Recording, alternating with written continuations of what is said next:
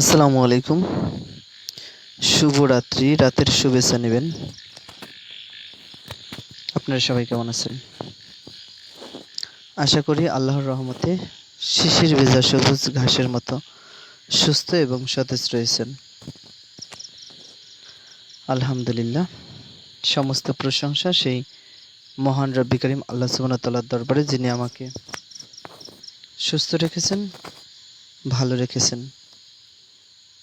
যেহেতু সুস্থ রেখেছেন, সেহেতু অন্তঃস্থল থেকে আবারও শুকরিয়া জ্ঞাপন করতেছি সেই মহান রব্বি করিম আল্লাহ সুবহানাহু ওয়া তাআলার দরবারে। আলহামদুলিল্লাহ। প্রিয় দর্শক শ্রোতা, প্রিয় ভিউয়ার্স, আমরা অনেক সময় আপসেট হই, মন খারাপের দেশে হারিয়ে যাই। আল্লাহ আমাকে এটা দিল না, ওটা দিল না, এত চাইলাম কেন দিল না। হ্যাঁ, এটা আমরা নিজেদের সাথে আনমনোভাবে বলে থাকি মাঝে মাঝে। যখন আমরা উপরের দিকে তাকাই, তখন এই ভাবনাগুলো আমাদেরকে ঘিরে ধরে। তবে আবার যখন একটু নিচের দিকে তাকাই, তখন আবার শুকরিয়ায়, তখন আবার আল্লাহর প্রশংসায় পরাণটা ভরে যায়। হে রব, আপনি আমাদের যা দিয়েছেন, আমাকে যা দিয়েছেন, আমি সন্তুষ্ট, আমি খুশি। আপনার প্রভুকে আপনি সুস্থতার নিয়ামত দিয়েছেন, এর চেয়ে আর কি চাওয়ার। এমন অনেককে দেখেছি, ধনাঢ্য, সম্পদের অধিকারী, গাড়ি বাড়ি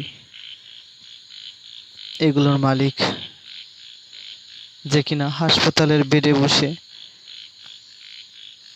অসুস্থতা, যন্ত্রণা, কষ্ট আর মৃত্যু প্রহর ঘুরছে।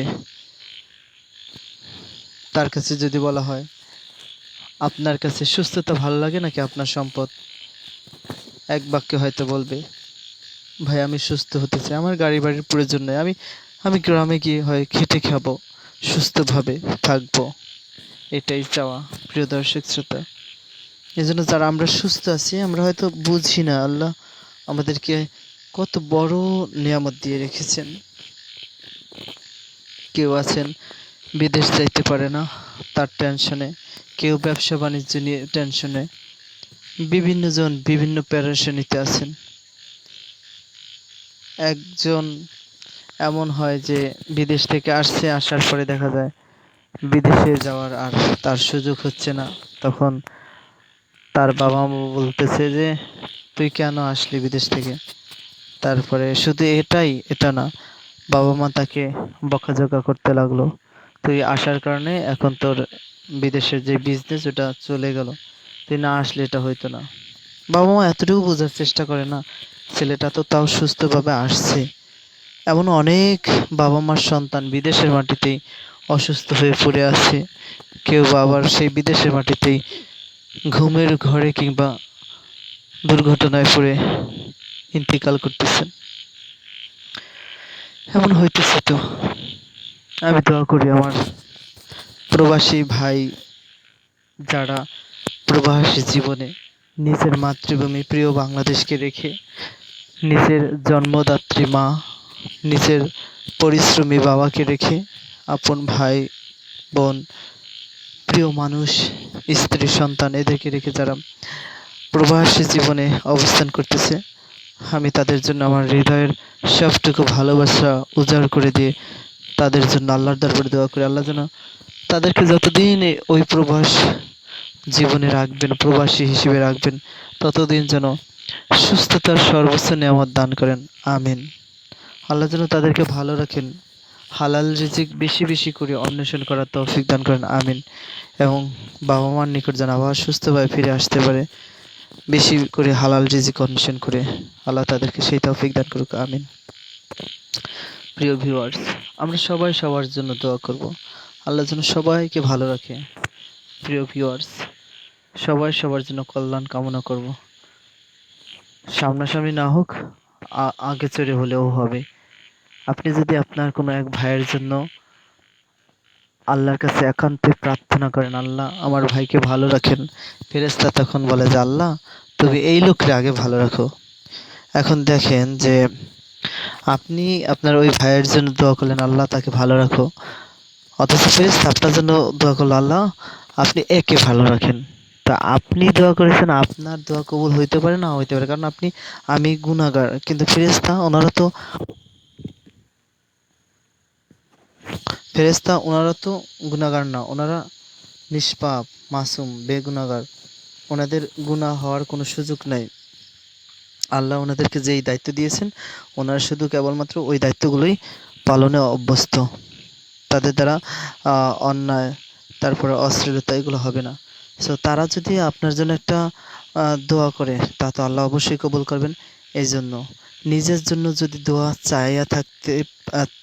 চেয়ে থাকেন, তাহলে নিজের জন্য যদি কিছু পেতে চান, তাহলে প্রথমত আপনাকে অন্যের জন্য সেগুলো পাওয়ার প্রার্থনা করতে হবে।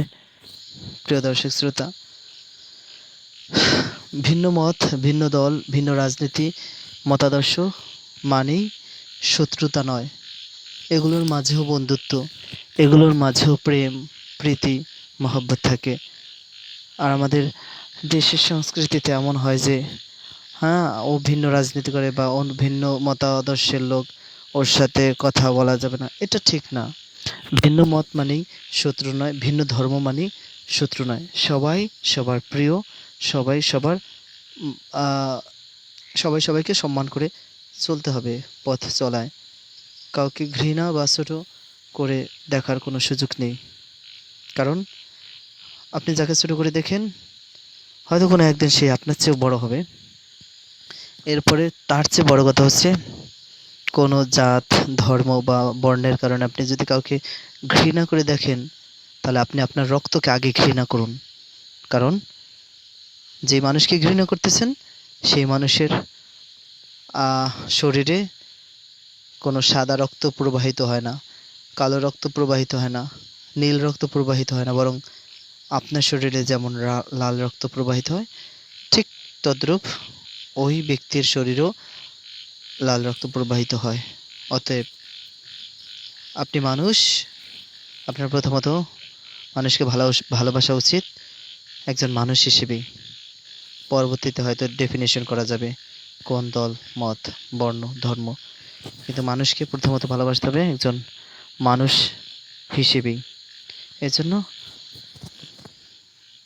মানুষের কল্যাণে আমাকে এমন একটা ধর্ম দেখান যেই ধর্মে মানুষের অকল্যাণের কথা বলেছে। আমার কাছে মনে হয় না এমন কোনো ধর্মের সন্ধান দিতে পারবে। আমি দেখেছি প্রতিটা ধর্মেই মোটামুটি আহ,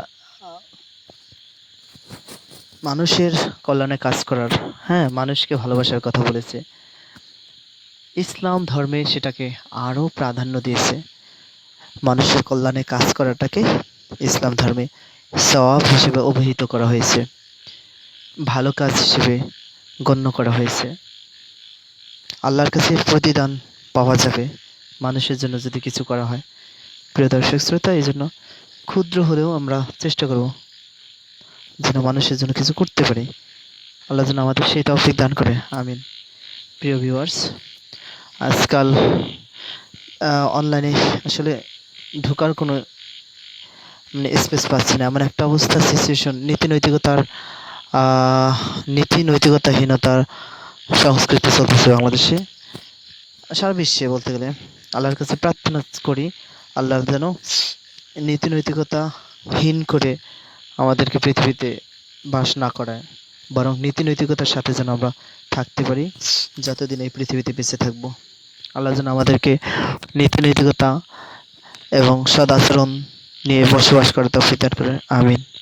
প্রিয় ভিউয়ার্স, বাংলাদেশে যেই ঘটনাগুলো ঘটতেছে এগুলো এগুলো এগুলো হচ্ছে আমেরিকান সংস্কৃতি, ঠিক আছে? এখন আমেরিকান সংস্কৃতি কিভাবে এই বাংলাদেশে এভাবে প্রবেশ করলো, হ্যাঁ, I don't know about that. যাই হোক, আল্লাহ যেন আমাদেরকে ইসলামিক সংস্কৃতিকে লালন ধারণ করার তৌফিক দান করে, আমিন। আল্লাহ আমাদের সবাইকে ক্ষমা করুক, আল্লাহ আমাদের কল্যাণের পথে অটল রাখুক, সিরাতুল মুস্তাকিম পথ, হেদায়েতের উপর সর্ব সর্বোপরি হেদায়েতের উপর যেন আল্লাহ আমাদের অটল রাখেন, সিরাতুল মুস্তাকিমের পথে যেন অটল রাখেন, সেই প্রার্থনা করে আজকের এই ভিডিওটি এখানে শেষ করছি। আল্লাহ হাফিজ। আসসালামু আলাইকুম রহমতুল্লাহ।